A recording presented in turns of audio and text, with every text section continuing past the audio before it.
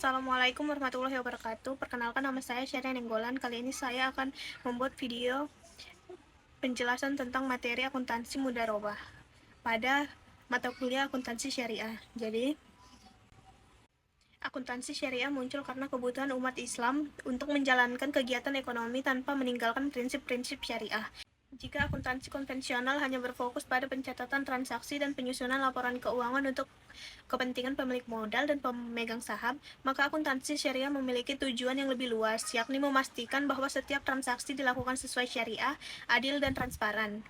Salah satu akad penting yang diatur dalam akuntansi syariah adalah mudharabah, yaitu sistem kerjasama antara pemilik modal dengan pengelola usaha, di mana keuntungan dibagi sesuai nisbah, sedangkan kerugian ditanggung pemilik modal, kecuali ada kelalaian pengelola. Kemudian latar belakang akuntansi syariah. Menurut definisi akuntansi konvensional yang diberikan oleh American Accounting Association, akuntansi adalah proses identifikasi, pencatatan, dan komunikasi informasi ekonomi untuk pengambilan keputusan. Tetapi definisi ini masih netral, tidak menyinggung aspek halal dan haram ataupun prinsip keadilan. Berbeda dengan akuntansi syariah, tidak hanya berfokus pada angka, tetapi juga memastikan ketaatan pada syariat Islam. Akuntansi syariah memperhatikan halal haram transaksi, larangan riba, kewajiban zakat, dan ada tanggung jawab sosial. Inilah yang membuat akuntansi syariah lebih komprehensif, karena bukan berbicara berapa untung dan rugi, tapi juga apakah keuntungan itu diperoleh dengan cara yang halal dan diridhoi oleh Allah. Kemudian pengertian mudharabah. Mudharabah berasal dari kata daraba fil ard yang berarti berpergian di bumi untuk berniaga. Dalam sejarah Islam, mudharabah sudah dikenal sejak zaman Rasulullah SAW. Nabi Muhammad SAW sendiri pernah menjadi mudharib atau pengelola usaha ketika membawa barang dagangan milik Khadijah RA untuk dijual ke Syam. Dari akad itu sudah terlihat jelas bahwa mudharabah bukan sekedar teori modern, tetapi memang sudah menjadi praktik ekonomi umat Islam sejak awal. Secara istilah, mudharabah adalah akad kerjasama antara pemilik modal atau syahibul ma'al dengan pengelola mudharib, di mana keuntungan dibagi sesuai nisbah yang disepakati, sedangkan kerugian ditanggung pemilik modal kecuali bila pengelola lalai atau menyalahgunakan amanah. Filosofi mudharabah adalah keadilan dan kepercayaan. Keadilan tampak dari pembagian keuntungan yang proporsional, sementara kerugian tidak dibebankan kepada pengelola yang sudah bekerja keras. Kepercayaan menjadi dasar akad ini, karena pemilik modal mempercayakan dananya tanpa tahu hasil usaha di masa depan, sementara pengelola dipercaya untuk menjalankan usaha dengan jujur. Kemudian prinsip-prinsip mudharabah. Ada beberapa prinsip yang harus dijaga dalam mudharabah. Yang pertama, modal yang diberikan harus jelas jumlahnya dan dalam bentuk yang sudah disepakati. Bisa berupa uang tunai atau aset yang bisa dinilai. Kalau ada keuntungan tetap, maka akad tersebut sudah keluar dari syariah, karena sama saja dengan bunga. Prinsip berikutnya adalah keuntungan yang dibagi adalah keuntungan real dari usaha, bukan perkiraan atau janji. Lalu untuk kerugian, secara prinsip ditanggung oleh pemilik modal. Namun jika kelalaian terjadi akibat pengelola, maka pengelola ikut bertanggung jawab. Kemudian jenis-jenis mudharabah. Mudharabah terbagi dari beberapa jenis. Yang pertama adalah mudharabah mutlaka atau investasi tidak terikat. Dalam akad ini, pemilik modal memberi kebebasan penuh kepada pemilik untuk memilih jenis usaha, lokasi, maupun cara mengelolanya. Namun tentu usaha yang dijalankan tetap harus halal. Yang kedua adalah mudharabah muqayyadah atau investasi terikat. Di sini pemilik modal memberi batasan tertentu, misalnya modal hanya digunakan untuk usaha pertanian atau hanya boleh digunakan di lokasi tertentu. Dalam praktik perbankan, mudharabah muqayyadah bisa dibagi menjadi channeling, di mana bank hanya menyalurkan dana, dan executing, di mana bank ikut menanggung risiko usaha. Jenis ketiga adalah mudharabah mushtayaka.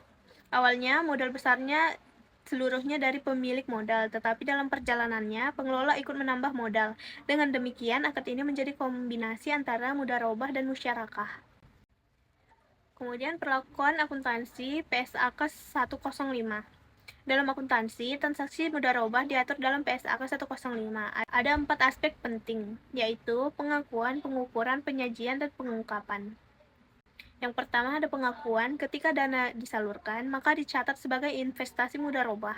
Jika akad selesai tetapi modal dan bagi hasil belum dibayar, maka dicatat sebagai piutang. Kalau ada kerugian karena kelalaian pengelola, maka kerugian ditanggung oleh pengelola. Yang kedua ada pengukuran. Jika modal berupa kas, maka diukur sebesar jumlah kas yang dibayarkan. Jika berupa aset non-kas, maka diukur dengan nilai wajar aset tersebut. Kemudian penyajian. Dalam laporan keuangan, pembiayaan mudharabah disajikan sebagai investasi. Piutang bagi hasil dicatat sebagai aset. Yang terakhir ada pengungkapan.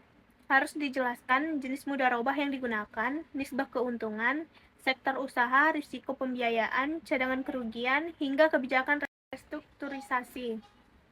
Hal ini penting untuk transparansi dan akuntabilitas.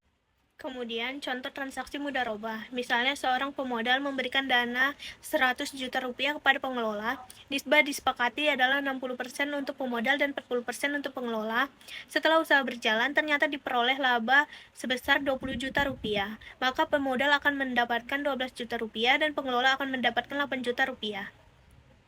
Namun jika usaha merugi sebesar 10 juta, maka kerugian tersebut ditanggung pemodal, sehingga modalnya berkurang menjadi 90 juta rupiah. Kerugian itu bukan akibat kelalaian pengelola, maka pengelola tidak perlu menanggung kerugian. Contoh ini memperlihatkan bagaimana prinsip keadilan dalam diterapkan dalam akad mudharabah. Kemudian ada studi case. Pada tahun 2024, Bank Syariah Indonesia merancang sebuah instrumen pembiayaan baru. Dengan akad mudharabah, instrumen ini diberi nama Sukuk Mudharabah Berkelanjutan 1 BSI tahun 2024. Penerbitan sukuk dilakukan dengan target dana mencapai dengan 3 triliun rupiah. Untuk mempermudah investor, BSI membaginya ke dalam 3 seri, masing-masing dengan tenor dan imbalan hasil yang berbeda. Imbalan hasil yang ditawarkan berkisar antara 6,65 hingga 6,8% per tahun, dan pembagian hasil kepada investor dilakukan setiap 3 bulan sekali. Setelah diterbitkan, sukuk ini resmi dicatat di Bursa Efek Indonesia dan memperoleh peringkat tertinggi yaitu IDA-AAA dari Lembaga Pemerintahan Efek Syariah. Hal ini menandakan bahwa instrumen tersebut dinilai sangat aman dan sesuai syariah. BSI kemudian menjelaskan bahwa dana hasil pembagian sukuk ini akan disalurkan ke dua sektor utama, yaitu sektor ramah lingkungan sekitar 30-50% dan sektor sosial sekitar 50-70%. Proyek yang dibiayai antara lain berupa usaha yang mendukung pengelola lingkungan berkelanjutan dan pemberdayaan masyarakat kecil. Melalui penerbitan sukuk mudharabah ini, BSI ingin membuktikan bahwa akad syariah bukan hanya bisa diterapkan pada usaha kecil seperti di BMT atau koperasi, tetapi juga mampu diterapkan pada instrumen keuangan berskala besar. Selain memberikan keuntungan kepada investor, instrumen ini juga memiliki dampak sosial dan lingkungan yang positif. Kemudian kesimpulannya adalah dari pembahasan ini dapat disimpulkan bahwa mudharabah adalah akad kerjasama usaha yang sangat penting dalam keuangan syariah. Prinsip utamanya adalah bagi hasil dan keadilan. Jenisnya adalah mutlakah, muqayyadah, dan mushtarakah. Dalam akuntansi, perlakuan transaksi mudharabah diatur dalam PSAK 105 agar transparan, akuntabel, dan sesuai syariah. Melalui akad ini, masyarakat bisa memperoleh pembiayaan yang bebas riba, sementara pemodal tetap mendapat keuntungan halal. Jadi mudharabah bukan hanya instrumen keuangan, tetapi juga sarana mewujudkan ekonomi yang berkeadilan sesuai dengan syariat Islam. Sekian video penjelasan materi dari saya, lebih dan kurangnya saya mohon maaf. Wassalamualaikum warahmatullahi wabarakatuh.